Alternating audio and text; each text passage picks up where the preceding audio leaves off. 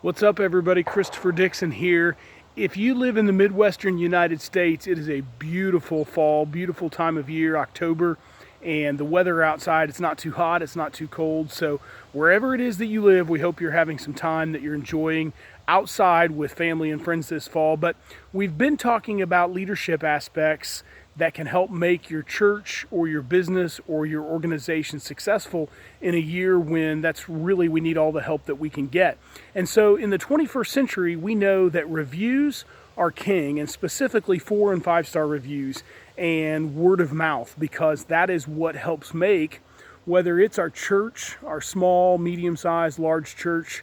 There are all the social media platforms, of course, various online outlets, whether it's a small to medium-sized business that we lead in, our charitable or not-for-profit organization.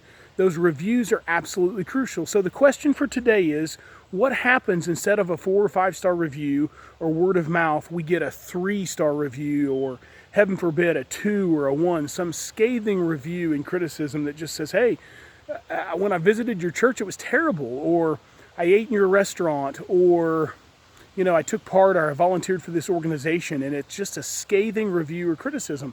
The question is, how do we as leaders respond to those terrible reviews or that criticism that's so incredibly harsh?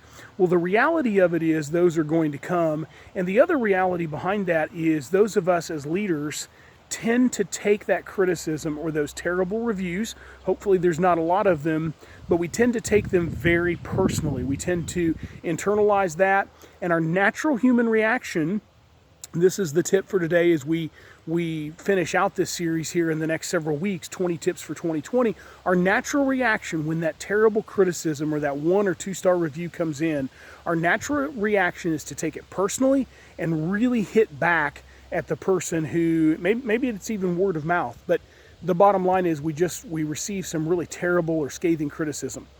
My encouragement for you is this: if you're a leader in any capacity for your church, for your business, for your organization, and whether that's you have a personal vested interest like an owner, or you're the pastor, some higher up level of leadership, you're in mid-level leadership, whatever that may be, our encouragement for you is to not internalize that criticism. You say, well, wait a minute, how do I do that? Part of understanding your role in leadership is to understand that criticism, even really scathing, really harsh criticism, comes as part of the territory. Meaning, years ago, I'll give you a real quick example. Years ago, I started writing for a periodical, and I wrote an opinion column for this periodical, and people would write, this was earlier in the days of online forums, and people would write some pretty harsh things, and I really internalized that and took it personally, and I thought, this is terrible what they're saying about me. Well, as the years wore on, I learned, as someone who contributed this opinion piece, that terrible scathing criticism was just par for the course. It wasn't personal. It wasn't directed at me personally, even when my name was attached to it.